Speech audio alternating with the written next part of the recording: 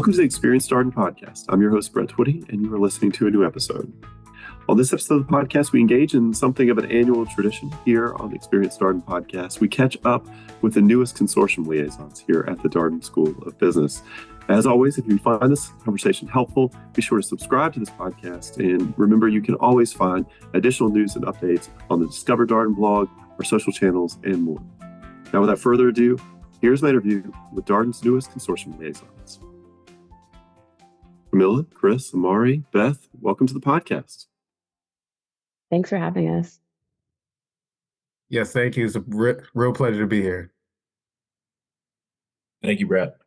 Great to have you all here. Thank you so much for taking some time. It's something of an annual tradition. Every time we have new consortium liaisons, we have them on the podcast. So before we talk a bit about the consortium and your role, I want to set the stage and give our listeners a chance to get to know you a little bit better. So Camilla, can I come to you first? Tell us more about you. Who are you? What's your background? What did you do before coming to Darden? Yeah, sure. So my name is Camilla Zhang. I was born and raised in Beijing, China. I came to the States when I was 18, went to Michigan State University for human resource management as a major. And I spent 7 years in Michigan after I graduated.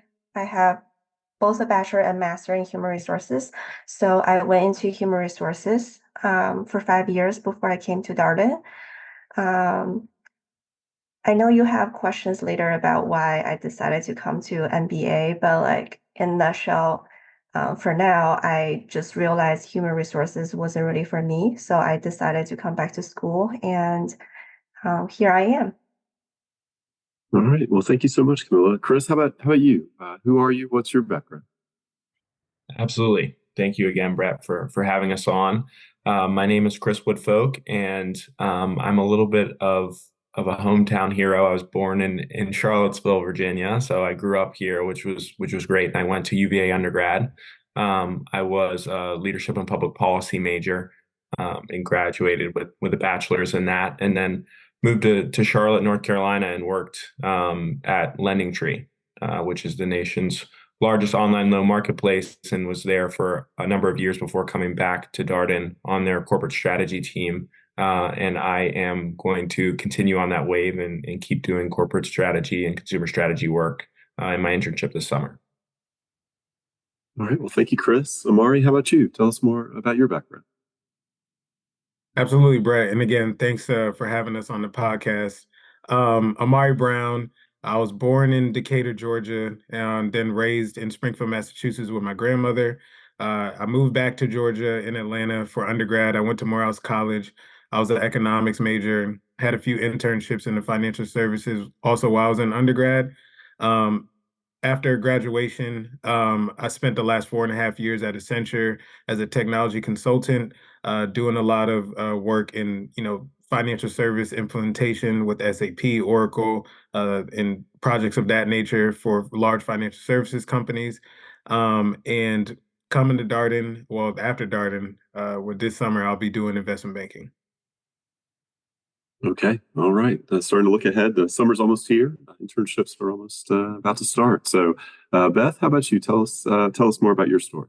Of course. Thanks for having us again. So my name is Beth Zoom. I'm Ethiopian. I was raised in Denver, Colorado.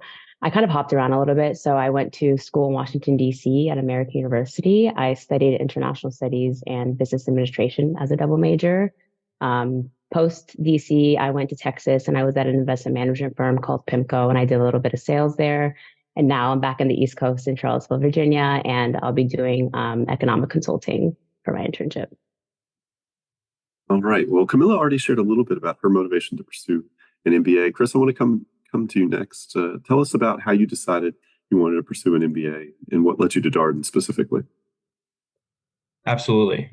So when I was a senior at UVA and finishing up at Batten, I had the opportunity to apply to the Future Years program at Darden. So, the Future Years program is the opportunity to apply early and have, a spot held for you in the Darden class once you go and do at least 2 years of work, and you can work up up to 5 years, right? And then come back. But it wasn't until I actually left the country that I knew that Darden was going to be the place for me. I did an internship overseas in Jakarta, Indonesia, for a large commercial real estate firm. And while I was there, I had the opportunity to meet with a Darden grad by the name of George Tahia, who's still super involved with the school. And he was telling me about his experience. And it was one of those things where thousands of miles away, you got to see, the work that a Darden grad had done in a little bit of a different space than the space that I want to go into. But that really solidified for me the fact that I wanted to come back and get an MBA,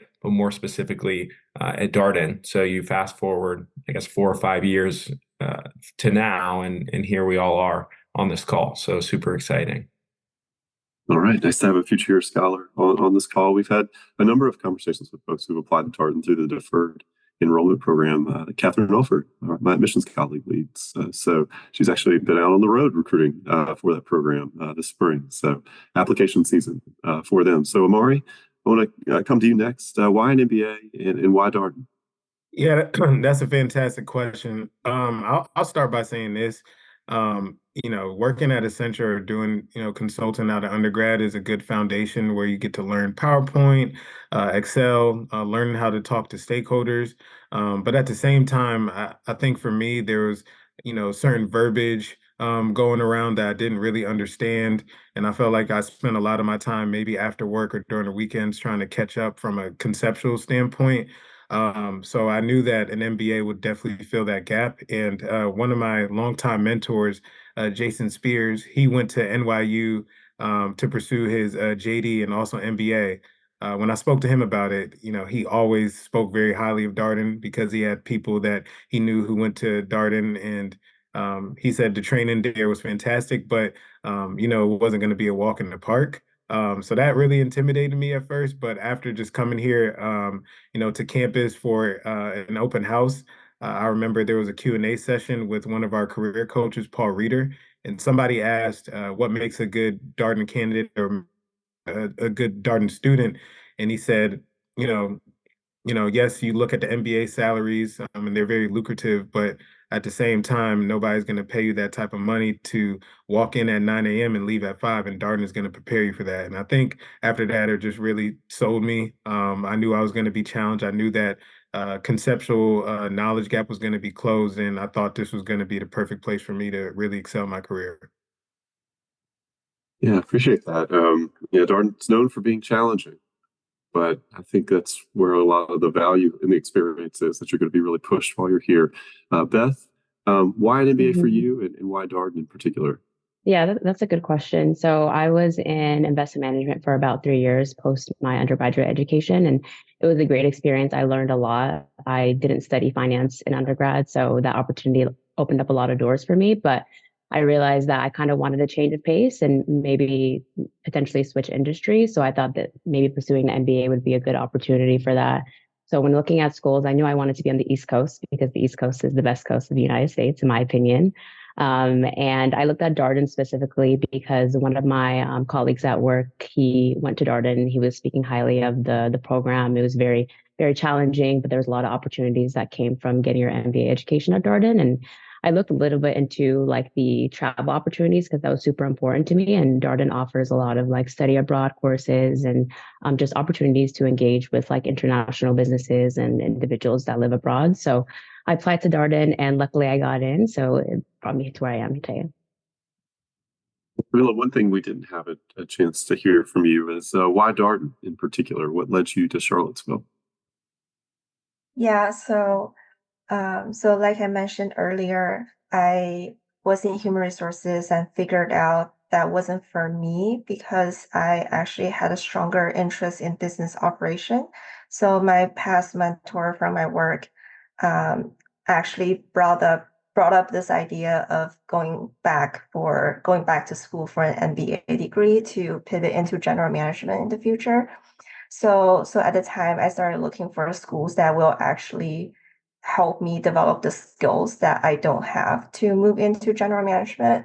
So Darden is definitely one of the schools that was high on my priority list. But one of the most important reasons for that was the case method at Darden. I feel like, by study a case on your own and then discuss that in the class will actually help you form some strategic thinking and develop those skills I did not have a chance to develop in my old job. So that's like the number one reason why I chose Darden. I guess the side reason is really the community here. So when I came here, I really felt it was, I came here to visit on Darden days. It really felt, everyone made me feel like I was at home. And Darden was actually one of the schools that had multiple options for people to network and social after the program during the day. So for example, Darden had a board game night for people who did not want to go to a bar and drink. And I'm not a drinker, so like that was something special for me. No other schools actually offered that opportunity for students. So that was the moment I was like, definitely Darden. All right. Well, y'all are all at the kind of end of your first year. You're here in quarter four. And so it may be hard to remember back to the first couple of quarters when you were adjusting to being new students at Darden in the full-time MBA program. But Amari, what was the adjustment like as you got your feet under you got used to being the MBA program? Tell us more about that.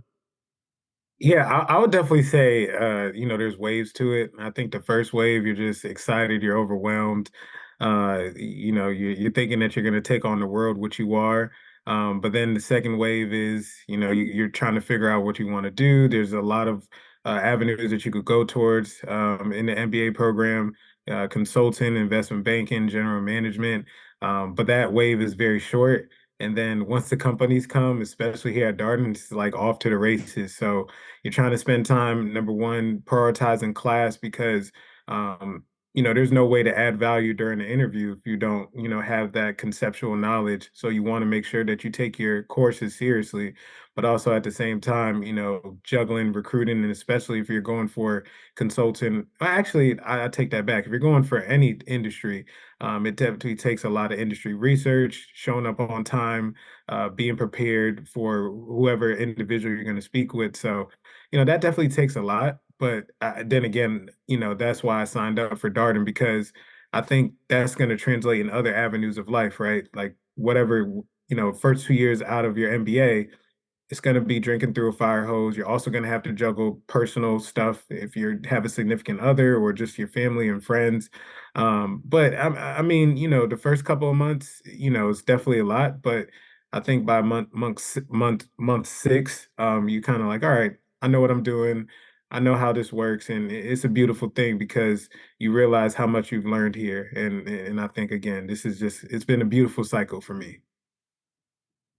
That's a good point. It doesn't get easier for your MBA program, right? When you show up at a job, you're new there, you have to build your brand. There, you have to learn how the organization operates, get adjusted. Lots of challenges ahead. So good to be prepared for them. Beth, how about for you? What was the adjustment like to being a new full-time MBA student here at Darden? Yeah, that's a good question. I mean, for me personally, I was super excited when I started because I met my consortium family before the MBA. So I met a lot of them, a lot of the individuals on the call today during the summer when we had our orientation program conference. And I went in knowing that I already had a community that could support me and that would help me through the rough times, but also laugh with me in the good times. So that was really comforting just because I was far removed from school. So going back to school is already very intimidating for me. Initially starting off, we are in like a 70-person classroom. I was really nervous about getting cold called, but honestly, at the end of the day, like you get better as the days go on. So I got super comfortable speaking in class and kind of gain that confidence with your like peer support around you. So like Amari said, it was definitely like a great learning experience. And first year was hard, but it was well worth it because I learned so much about the courses that we were taking, but I also learned so much about the community and who I am as a person. I love that. What a great thing. Both the sort of you're building your knowledge base, but also the sort of self-understanding. I've heard that from more than one podcast guest. Camilla, how about for you? What was the adjustment like to being a new first-year student here at the Darden School of Business? So I can actually echo a lot of the points that Beth and Amari mentioned. It was definitely challenging at first. So was interesting to me was the one thing that I came for. So case method was actually one of the most challenging things for me when I first started school, because I never, like, I wasn't used to read 30 plus pages um, for, within 2 days and prepare for more cases like for the next few days. So that was definitely a challenging experience. And I would say like time management is also one of the things I had to learn after I came here, because there were so many things going on and you had to make choices to say yes and no to different events and different things you can participate. But I would definitely agree that after the first quarter, I started to get a hang of it. And then, so by now I feel like I'm getting better and better and more skilled at this. And I'm like reading through cases faster, and then managing my time definitely better. So I feel it's a great learning experience for me. Yeah, thank you. That point around prioritization and having some kind of North Star that helps you figure out where you want to put your time and energy when you have to make these kind of tough choices, when you have so many things competing for your attention, can be really helpful. It's honestly something that's come up over and over again here on the podcast. Chris, how about for you? What was the adjustment like to being a Darden student? Absolutely. I think the adjustment was hard and fast, right? But it was made tremendously better by the people, right? Like from your learning team. So the 6 individuals that you work with most days of the week to prepare for class the next day, right? To the career center, counselors and staff that Amari was talking about, right? I think Darden does a great job of providing you with a number of resources to be successful early on, starting on day one. How you leverage those resources is what makes your transition either easy or difficult. And so, going back to the learning team, right? Like Beth was saying, that yes, each day in class, you will be challenged. You will be challenged to speak out, to speak your mind and have an opinion on a topic. And you have to back up that opinion at Darden, which I think is what makes the case method so unique. But you don't have to do that work on your own, right? Like leveraging the other 6 individuals who are also taking the same classes as you, but are spread across sections, really makes that adjustment doable, right? And so you're using your own work, you're using the thoughts of others to make sure that you can have success in your venture, right? And in your path. And so that kind of coupled with what Camilla was saying, with you learn how to say no really quickly, no in the best way. Darden teaches you how to have difficult conversations and how to say no to things, because if you say yes to everything, you'll drown. You will drown. And so those two things coupled together made the transition for me really, really beneficial. And then, that time management piece. How are you leveraging and how are you using your Sundays, which for me was a sacred day in corporate America before, but now it went from watching NFL football at 1 p.m. to making sure that I read that 30-page case so I can have that discussion with my learning team before Monday morning class. So all of those things kind of coupled together is what makes the Darden transition unique, and either easy or difficult for you as a student. All right. Well, lots of good advice there. Mentioned at the outset that this is our sort of annual conversation with the newest consortium liaisons. So I'd like to transition our conversation to talk a bit more about the consortium and your roles as consortium liaison. So Beth, can I come to you for this question? You mentioned that the consortium family was an important part of your transition to Darden. So tell us a little bit more about what the consortium is, what the organization is about. Yeah, for sure. That's a good question. So the consortium is like a nationwide organization that gives opportunities for underrepresented minorities who want to pursue a business school education. So we have a consortium chapter at Darden, and we are all the consortium liaisons for the upcoming class. And we kind of divided our roles in a way where I'm going to be covering the events for the upcoming year. So that's planning any like social events for the upcoming class and for our class. I'm really excited about the opportunity. We're currently planning a field day in the next couple of weeks where we have a competition between the first year and the second year class. It's going to be super competitive, but that's like just an example of what we have coming up. But in general, with the consortium, they are truly a family. I feel like we have a lot of social activities that we engage in, but we also do study together whenever exams do come around. So definitely a strong community that I have really bonded with over time. Appreciate that. And for folks who are looking to learn a little bit more about the consortium, you can find their website at cgsm.org.org. So Camilla, Beth introduced this idea that you all have divided up responsibilities. You have within sort of consortium liaison group, you have defined roles. What's your role? Tell us more about what you'll be working on.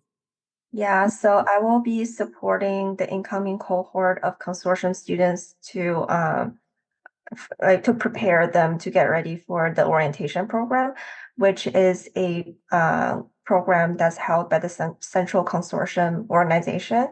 It will happen in Atlanta this year in the summer in June, and then it's basically a networking opportunity for all the consortium students, alumni, and supporting staff members, and there also will be employers there, and it's kind of like a career forum as well. So students will get to network with employers and then potentially secure some job opportunities in the summer. So I'll be preparing them for that. And also Amari and I, we collaborate on working on the mentorship program for the incoming cohort of consortium students. So we'll pair all the students with the second year as a mentor in general, so to support them through OP and support them through the school transition and maybe the recruiting season in the fall. Well, Amari, that's a nice segue. Tell us a little bit more about your roles. Obviously, it sounds like you're being involved with a mentoring program. Any other role responsibility you'd want to talk about here? Yeah, I mean, Camilla took all my shine away from me, so I'll be splitting the work between OP and mentorship with her. But also, what I'll be owning is communication, so sending out the newsletter for our incoming students, alumni, and corporate sponsors. I'll be doing a lot of the heavy lift and shift in that area as well. And last but not least, Chris, tell us a little bit more about the work that you'll be doing as a consortium liaison. Yeah. So when you go to OP and you're, prior to business school and you're getting ready for being a part of your MBA program as well as the consortium, on the very first day, they tell you that the consortium is a lifelong commitment, right? And so, my role and responsibility as a liaison is to ensure that from an external relations piece, that we're getting the corporate sponsors that we need, but we're also engaging in alumni in ways that are beneficial both for consortium students at Darden and for their future endeavors, right? And I think that that's an area that we're looking to improve this year for sure. And so, that coupled with being a liaison between the four of us and our faculty sponsors, those are Christian West, Christy, and Kellogg, all of the faculty that supports us and does such a great job of making sure that we're prepared for Darden, prepared for recruiting. How are those relationships between the first and the second years and those faculty members? And so those two things coupled together is my contribution to the group as well. That's a good segue to my next question. Amari, what would you want prospective students to know about the consortium community at Darden? I mean, I think first and foremost, it's just very special, number one. I think also number two, the consortium community is the backbone of Darden. When you think about the work that we do within the overall broader Darden umbrella, our DSA president and vice president is our consortium. Last year, our DSA vice president was consortium. The president consultant club last year was consortium. I mean, you think about all the organizations that is represented by Darden, you're going to see a consortium member. So I think, that's one thing. If you're going to be a part of this consortium family, you will have your roots spread in other areas of this campus. And I also just think that, as Chris mentioned, support. That's another thing that you're going to get from this consortium family. Like, it's not just when you're here for the fall. It's not just after recruiting's over. It's really a lifetime bond, and you always have people that you could count on to help you for whatever challenge that you have. I think it's just a beautiful and special supportive family. I appreciate that. We just had Vincent and Jill, the DSA president and executive vice president, on the podcast not so long ago. So it was fun. It's fun to talk with them about their new roles and plans for the year ahead. So I wonder, Chris, is there a piece of advice that you would share for our prospective student listeners, maybe with a particular angle towards the consortium, something that you would encourage them to think about?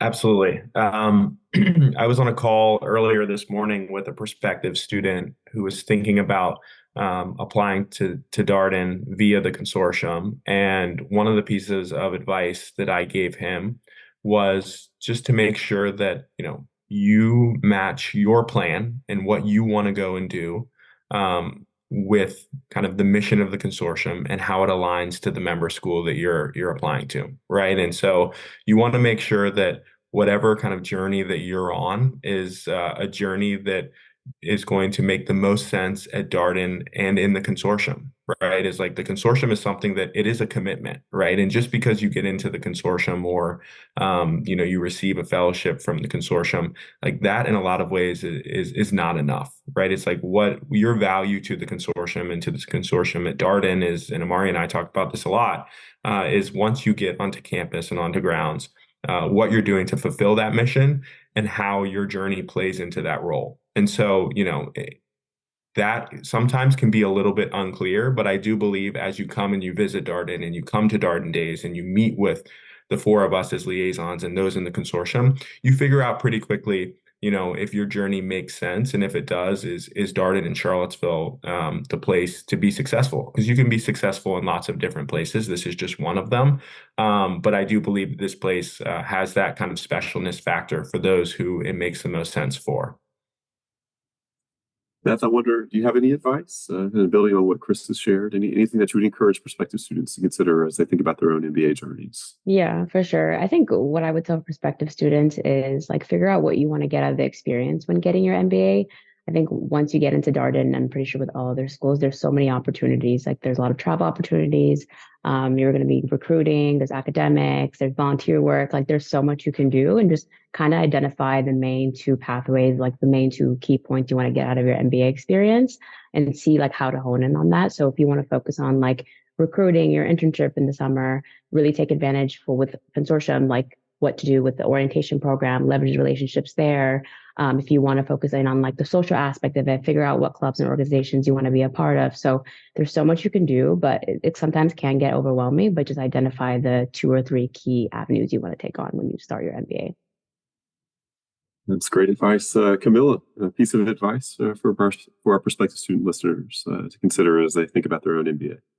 Yeah, I think my peers have shared a lot of good ones so far. So I guess what's left for me is I would just say just apply. So whether you want to apply to Darden or you want to apply to Darden through Consortium, don't. I've talked to prospective students who thought they were not qualified, they're not good enough for Darden or for some other schools or for Consortium. I would say it doesn't hurt to just apply and then demonstrate what you have. A lot of the schools, especially Darden, have a very holistic review process. And just because you think your GMAT or GRE is not high enough, the score is not high enough, doesn't mean you can't get into Darden. So it doesn't hurt to try always. And then for Consortium, I think as long as you demonstrated some commitment to the mission of the organization, I think it doesn't hurt for you to try and just explain your experience and apply through the platform. And then if you don't try, you never know whether you can get in or not. Yeah, I appreciate that. When we talk with prospective students, oftentimes they're putting a lot of barriers in front of them. Oh, I don't have this, or I haven't had this kind of experience, or what about my GPA? What about my test score?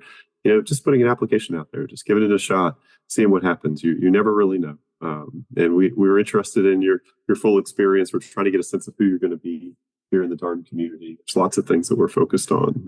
And we have lots of resources out there too. As you approach the application process, as you look to learn more about the school, take advantage of those. I think, honestly, the folks who really shine in the application process, you can tell that they spend a lot of time thinking about their own story and reflecting on that. But they've also spent a fair amount of time learning about Darden, and they have a good idea about why this school, why they're excited about this program, and how it fits into their career goals. So I want to wrap up with maybe a question that kind of looks forward here. So Beth, can I come to you with this question first? What are you looking forward to in the coming months? I know we got internships coming up, obviously second year around the bend as well. What are you looking forward to?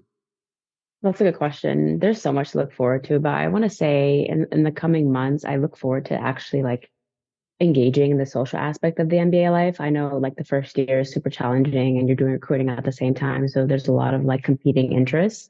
But in your second year, there's a lot of opportunities to travel. So I know a lot of us on the call will be partaking in Darden's worldwide course, which is like a 1 week travel opportunity abroad. So I'm excited to go abroad, learn about different businesses and different economies.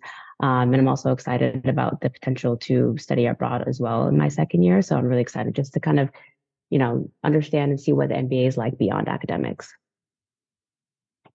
All right. Amari, how about for you? What are you looking forward to? Yeah, that's a great question. I'm looking forward to a few things. I think number one, this internship, I think taking exams in the Darden setting is one thing, but I think really being able to apply everything you learned in the real world is another. So I'm very excited for that. Also being in San Francisco, I've never been in San Francisco for a long period of time before, so I think it'll be a unique experience. I think second thing is giving back. Darden has poured so much into me in terms of career, in terms of, also from a personal perspective. So to be able to give that back to the next generation of consortium students is going to be a very beautiful experience. And I'll say number three, just the social aspect, as Beth added. I think Camilla, Beth, well, Chris is my roommate, but we've all been pretty close throughout our first year, and to be able to expound on that relationship, I'm really excited for that, and other relationships as well. I think Darden is challenging, but like I said, there's waves to it, and I think especially with the second wave of being in your second year, it's more so of just enjoying it with your professors, the people that you've went through the battle scars with recruiting, and I'm just really excited to really bond over the next 12 months with everybody that I created beautiful relationships with.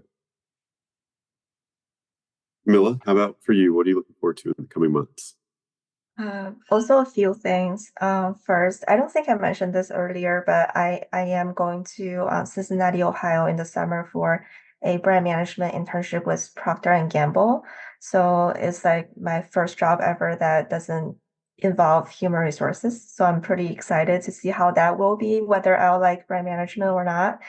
Uh, I would say the second thing is definitely super excited to meet the new cohort. So we're going to, so Darden Days happens in April. We're gonna have a lot of admitted students come over and to explore Darden. So I know some of the consortium candidates will also, admitted students will also come, and I'm super excited to meet them. And then Amari and I will be like launching the new mentorship program out, and then we'll start meeting the new prospective or admitted consortium students virtually as well. And that's really exciting to me as well. All right. Chris, you get the final word here. What are you looking forward to in the coming months? Absolutely. Like Camilla and Beth and Amari just mentioned, I'm also really excited for my internship and to take everything that we've learned over the last 6 or 7 months and apply it. I'll be taking a little bit of a leap across the country to a town called Beaverton, Oregon, and working for Nike. And so, to be able to meet new people and to apply everything that we've learned is going to be really exciting.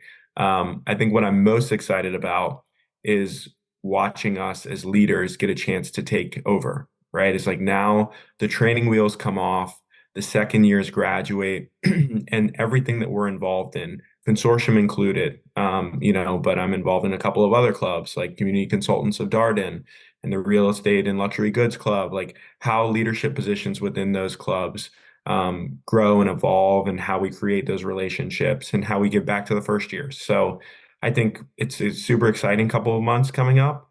And it's going to be really interesting to see where we are in 12 months time as opposed to right now.